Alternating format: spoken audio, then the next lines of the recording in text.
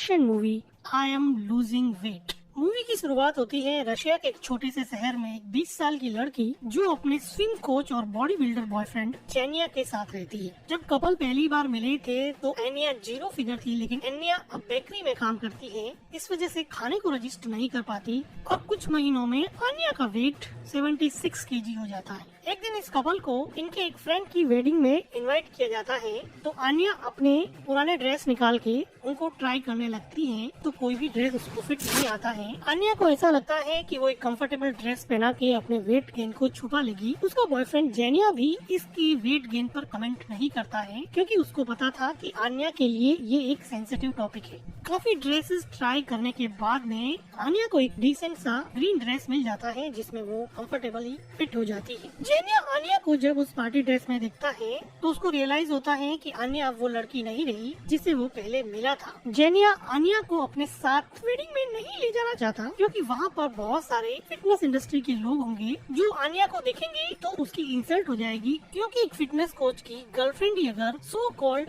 Out of shape हो तो उसके पास कौन आएगा। आन्या जेनिया का हिंट समझ जाती है और वो घर पे रुकने के लिए ही एग्री हो जाती है। जाने से पहले जेनिया एनिया को ऊपर उठाता है और काउंटर पे बिठा देता है। आन्या जेनिया को किस करने लगती है तो जेनिया पीछे हट जाता है और वेडिंग के लिए चला जाता है। इस गेस्चर को एनिया क्लियरली नोटिस करती है और लिटिल बिट हर्ट हो जाती है, लेकिन वो कुछ नहीं कर सकती। जेनिया के जाने के बाद में एनिया कंफर्टेबल क्लोथ्स में मोबाइल पर फेसबुक पर अपने फ्रेंड की वेडिंग की पिक्चर स्क्रॉल कर रही थी, तो वो देखती है कि लेटेस्ट पोस्ट में जेनिया और एक लड़की काफी इन्वॉल्व लग रहे थे और वो लड़की जेनिया को किस कर रही थी। अपने बॉयफ्रेंड को किसी और लड़की के साथ देखकर आन्या के लिए काफी था कि वो अपनी ड्रेस चेंज करके वेडिंग वेन्यू की तरफ भागी और अपनी बेस्ट फ्रेंड नताशा को उसको पिक करने के लिए बुलाती है। नताशा को भी लगा कि आन्या ने काफी वेट गेन कर लिया है, लेकिन नताशा को आन्या अभी भी बहुत ब्यूटीफुल लग रही थी और वो उसका फेस होल्ड करके कहती है कि अपनी बॉडी के लिए तुम कॉन्फिडेंट रहो, तुम बहुत खूबसूरत लग रही हो। नताशा आन्या को वेडिंग वेन्यू पे छोड़ देती है। आन्या जब वेडिंग वेन्यू के अंदर जाती है तो वो देखती है कि जेनिया उसी लड़की के साथ डांस कर रहा है। अब आन्या के अंदर की जेलसी ने पूरी तरह से काम कर दिया और वो इन दोनों के बीच में जाके डांस करने लग जाती है और जेनिया को किस करती है, जिसकी वजह से उस दूसरी लड़की को ऑकवर्ड फील होता है और वो वहाँ से चली जाती है। जेनिया अब इस सिचुएशन में कुछ खास कर नहीं सकता था, तो वो रिलक्टेंटली डांस करने लगता है। फिर दोनों मिलके वेडिंग में खाना खाने लगते हैं। तो आन्या अपने बॉयफ्रेंड को पूछती है कि तुम उस लड़की के साथ इतना क्लोज होके क्यों डांस कर रहे थे, तो जेनिया बताता है कि मुझे तुम्हारे साथ नहीं रहना है, मैं तुमसे बहुत परेशान हो गया, तुम कुछ नहीं करती हो, तुम हमेशा खाती रहती हो और तुम मेरे लिए एक बर्डन हो गई हो, मैं तुम्हारे साथ ब्रेकअप करना चाहता हूँ। आन्या रोने ही वाली होती है कि वहाँ पे न्यूली वेड कपल आता है और आन्या को कहता है कि क्या तुम प्रेग्नेंट हो। इसके बाद में आन्या के पास रोने के अलावा कुछ नहीं बचा था और उसका बॉयफ्रेंड उसको छोड़ के चला जाता है। आन्या का रोना अब रुक नहीं रहा था, वो अपनी मॉम से मिलने के लिए गांव चली जाती है, जहां पर उसकी मॉम अपने नए बॉयफ्रेंड के साथ डेट कर रही थी। आन्या अपनी मॉम को बताती है कि उसके बॉयफ्रेंड ने उसके साथ इसलिए ब्रेकअप कर दिया क्योंकि उसका वजन काफी बढ़ गया है। तो आन्या की मॉम कहती है कि वो फैट नहीं है, उसकी बोन वाइड है, इसलिए वो कुछ नहीं कर सकती। अब इस कमेंट ने आन्या के रोने में घी का काम किया और वो और सैड हो जाती है। रात को अपने मोबाइल पे स्क्रॉल करते हुए देखती है कि वो पहले कितनी ज्यादा स्लिम थी। अगले दिन उसकी फ्रेंड नताशा उसको कॉल करके अपने पास बुला लेती है। आन्या नताशा के घर उसकी बालकनी में अपना बेड लगाती है और नताशा और उसका हस्बैंड आन्या को कंसोल करने की कोशिश करते हैं। तो नताशा उसको एडवाइस करती है कि तुम जिम ज्वाइन करो, अपने आप को स्लिम या 0 फिगर बनाओ, फिर अपने बॉयफ्रेंड से मिलो, तो वो खुद तुम्हारे लिए सामने से फ्लावर लेके आएगा। आन्या को आइडिया सही लगता है और अगले दिन वो जिंदगी में पहली बार जिम जाती है और वहाँ एक्सरसाइज कर रहे लोगों को और वहाँ के इक्विपमेंट्स के साथ सिमिलर होने की कोशिश करती है। आन्या का जिम में पहला दिन कुछ खास नहीं जाता, वो ट्रेडमिल पे गिर जाती है। आन्या की थोड़ी बहुत एक्सरसाइज भी उसके लिए काम नहीं आने वाली थी, क्योंकि वो थोड़ी देर बाद में एक रेस्टोरेंट पर बैठ के बर्गर खा रही होती है। वहीं पे उसकी फ्रेंड नताशा काम करती है, जो उसका फूड डस्टबिन में फेंक देती है और कहती है कि तुमसे एक दिन के लिए भी कंट्रोल नहीं हो रहा है।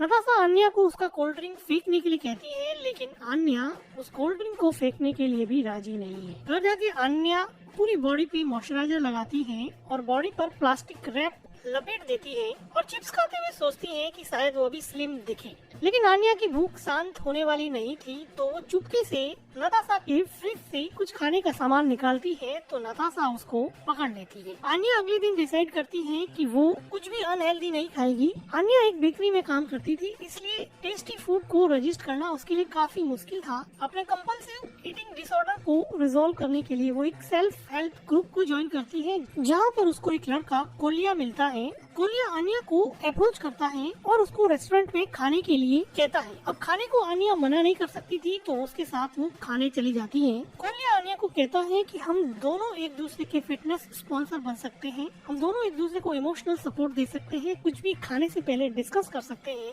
और साथ में स्पोर्ट एक्टिविटी करके अपना वजन कम कर सकते हैं। आन्या पूरी तरह से श्योर नहीं होती है, लेकिन वो सोचती है कि ट्राई करने में तो क्या ही जाता है। अगले दिन कोलिया आन्या के घर पहुंच जाता है और वो उसको एक्सरसाइज करने के लिए पार्क में ले जाने के लिए आता है। आन्या पहले तो जाना नहीं चाहती, लेकिन नताशा के कहने पर वो कोलिया के साथ चली जाती है। अब ये दोनों रोज पार्क में मॉर्निंग में स्पोर्ट एक्टिविटीज करते हैं। आन्या कोलिया को कुछ खास लाइक नहीं करती थी, लेकिन धीरे धीरे वो कोलिया को समझने लगी और उसको पता लगा कि कोलिया एक नाइस पर्सन है और इन दोनों के बीच में काफी अच्छी बॉन्डिंग हो जाती है। कोलिया अपनी बॉडी से शर्मिंदगी महसूस नहीं करता है, वो अपनी बॉडी को असेम्ड फील नहीं करता है, जो आन्या के लिए एक बड़ी अजीब सी बात है, क्योंकि वो अपनी बॉडी से काफी सेम फील करती है। लेकिन कोलिया के साथ टाइम स्पेंड करने से आन्या में भी पॉजिटिव बॉडी वाइब्स आने लगी और इन सब वजह से आन्या धीरे धीरे वेट लॉस करने लगी और उसका कॉन्फिडेंस वापस आने लगा। लेकिन ये कॉन्फिडेंस ज्यादा दिन तक नहीं रहा। जब वो एक दिन पूल पार्टी ज्वाइन करने जाती है, तो उसका कॉन्फिडेंस मुंह के बल गिर जाता है।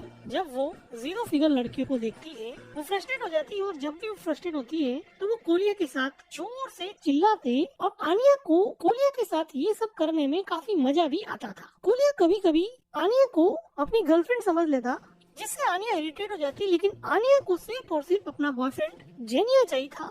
2 महीनों के अंदर आन्या का वजन 10 किलो कम हो गया था और अब वो जेनिया को सरप्राइज देने के लिए तैयार थी। वो अपने लिए एक स्विम सूट खरीदती है और जेनिया को सरप्राइज देने के लिए स्विमिंग पूल पर जाती है, जहाँ पर वो स्विमिंग कोच था। आन्या को 2 महीने बाद में बिल्कुल ट्रांसफॉर्म हुआ देख के जेनिया का मुंह खुला ही रह जाता है कि ये लड़की इतनी फैट थी, अभी ऐसे स्लिम कैसे हो गई। कुछ बातें करने के बाद में ये दोनों स्विमिंग पूल में चले जाते हैं और काफी मस्ती करने लगते हैं। लेकिन आन्या की ये मस्ती ज्यादा देर चली नहीं, क्योंकि वहाँ पर एक 0 फिगर लड़की आती है जो आन्या को अपने आप को इंट्रोड्यूस करती है और कहती है कि मैं जेनिया की गर्लफ्रेंड हूँ। आन्या का दिल अब दोबारा पूरी तरह से टूट गया और आउट ऑफ फ्रस्ट्रेशन वो पार्टी करने पहुँच जाती है, जहाँ पर वो खूब ड्रिंक करती है ताकि ये सब वो भुला सके। पार्टी में एक लड़का आन्या को पार्टी से बाहर लेके जाता है और अगली सुबह जब आन्या उठती है, तो वो देखती है कि उसकी बॉडी पर एक भी कपड़ा नहीं है और सामने उसका टॉप पानी में गीला सूख रहा है।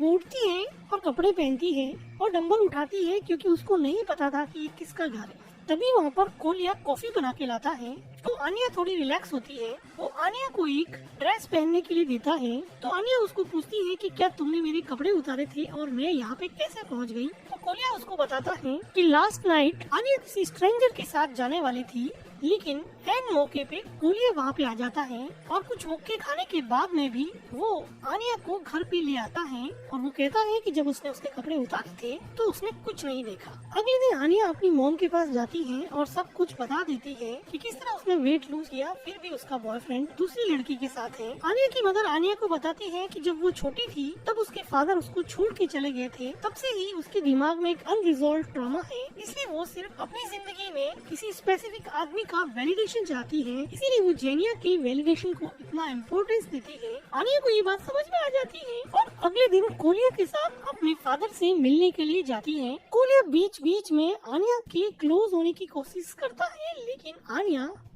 उसको दूर भगा देती है। लेकिन कोलिया आन्या की सच में केयर करता था। जब ये दोनों आन्या के फादर के पास पहुंचते हैं, तो वो देखते हैं कि उसके फादर एक लड़की के साथ एक वुडन हाउस में रहते हैं। आन्या अपने फादर से पूछती है कि वो उनसे दूर क्यों चले गए हैं, तो आन्या के फादर बताते हैं कि एक बर्थडे पर मैं तुम्हारे लिए गिफ्ट लेके आया था, लेकिन तुम्हें मुझसे पता नहीं क्या खुन्नस थी कि तुमने मुझे अपनी मिडिल फिंगर दिखा के भगा दिया। उसी रात को आन्या एक्सीडेंटली एक हैंडल वुडन हाउस में गिरा देती है, जिसकी वजह से घर में आग लग जाती है। आन्या का फादर आन्या पे चिल्लाता है कि तुमने मेरे घर को आग लगा दी। कोलिया उसको कहता है कि क्या तुम्हें अपनी बेटी की कोई परवाह नहीं है। आनिया का फादर उन दोनों को वहाँ से चले जाने के लिए बोलता है। वो दोनों वहाँ से दुखी होकर वापस आ जाते हैं। कोलिया आनिया को उसके घर पे छोड़ देता है तो आनिया जाने से पहले कोलिया को उसके नोज पे किस करती है। अब कोलिया की ये जिंदगी का सबसे खुशनुमा मोमेंट था और वो सातवें आसमान पे चल रहा था। कोलिया की खुशी का ठिकाना नहीं था। वो रास्ते में से कुछ फ्लावर खरीदता है जिसके लिए उसके पास पैसे नहीं थे, लेकिन वो अपनी वॉच दे देता है। इधर आनिया से मिलने के लिए उसका एक्स बॉयफ्रेंड जेनिया आ जाता है, जो कुछ देर बात करने के बाद में अपनी पुरानी केमिस्ट्री को रजिस्टर नहीं कर पाते और एक दूसरे को किस कर बैठते हैं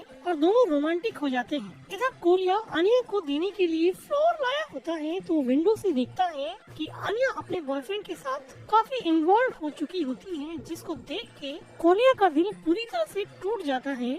अगली सुबह आनिया और जेनिया दोनों एक साथ उठते हैं तो जेनिया आनिया को कहता है कि तुम पहले से अभी काफी अच्छी लग रही हो। तो आनिया कहती है कि क्या मतलब पहले से ज्यादा अच्छी लग रही हो। तो जेनिया उसको बोलता है कि इम्प्रूवमेंट की गुंजाइश अभी भी है। इस बात पे आनिया को रियलाइज होता है कि जेनिया को खुश करना ऑलमोस्ट इम्पॉसिबल है। वो हमेशा एक ऐसे अनसर्टन रिलेशन में रहेगी जिसमें उसकी खुशी जेनिया की वैलिडेशन पे डिपेंड करेगी और उसको हमेशा ये डर लगा रहेगा कि उसका पार्टनर जेनिया उसको कभी भी छोड़ के चला जाएगा। इस बात पर दोनों में आर्ग्यूमेंट होता है और दोनों फिर से झगड़ पड़ते हैं और जेनिया वहाँ से चला जाता है। आनिया अब कोलिया के पास जाती है, लेकिन कोलिया उसको कहता है कि तुमने वेट लूज कर दिया है इसलिए अपनी स्पॉन्सरशिप खत्म। तो आनिया फिर नताशा के घर जाती है और वहाँ देखती है कि नताशा भी रो रही होती है क्योंकि उसके और उसके हस्बैंड के बीच में काफी आर्ग्यूमेंट हुआ और वो कहीं चला गया है। दोनों गर्ल्स कुछ देर बात करने के बाद में चीयर अप होती है। अगले दिन आनिया के घर पे आनिया के फादर आते हैं और आनिया के सामने वही डांस करते हैं जो वो आनिया के बचपन में किया करते थे। फादर और डॉटर का झगड़ा वापस से रिकंसाइल हो जाता है। अगले दिन आनिया एक फिटनेस मैराथन में जाती है जहाँ पर वो कोलिया के बारे में पता करती है। उसको कोलिया जब मिलता है तो वो एक कोल्ड ड्रिंक पिया हुआ पाया जाता है, लेकिन आनिया कोलिया का ड्रिंक फेंक देती है और आनिया कहती है कि क्योंकि तुमने अभी तक वेट लूज नहीं किया है इसलिए अपनी स्पॉन्सरशिप खत्म नहीं हुई है। अब मेरी जिम्मेदारी है कि तुम वेट लूज करो। दोनों मैराथन में पार्टिसिपेट करते हैं। आनिया और कोलिया यहाँ पे काफी खुश होते हैं। मैराथन के एंड में कोलिया हिम्मत करके आनिया को किस कर ही देता है। लाइफ में पहली बार आनिया को रियलाइज हुआ कि अपने अपीयरेंस को लेके ऑब्सेसिव होना लाइफ में उसको कभी भी हैप्पी नहीं बनाएगा। आप जैसे भी हो, आपकी बॉडी जैसे भी है उसके साथ खुश रहना चाहिए। अपनी हेल्थ और अपनी फिटनेस को इम्प्रूव करने की कोशिश जरूर करनी चाहिए, लेकिन अपनी बॉडी भी कभी भी सेम नहीं करना चाहिए। ट्रू हैप्पीनेस तभी आती है जब आप अपने आप को एक्सेप्ट कर लो, आप जैसे भी हो, जैसे कि कोलिया करता है। आनिया अब कोलिया जैसी बनना चाहती है because true happiness lies in the accepting yourself as you are. इसी के साथ ही मूवी एंड हो जाती है। वीडियो को लाइक कीजिए, हमारे चैनल को सब्सक्राइब कीजिए and thank you for watching.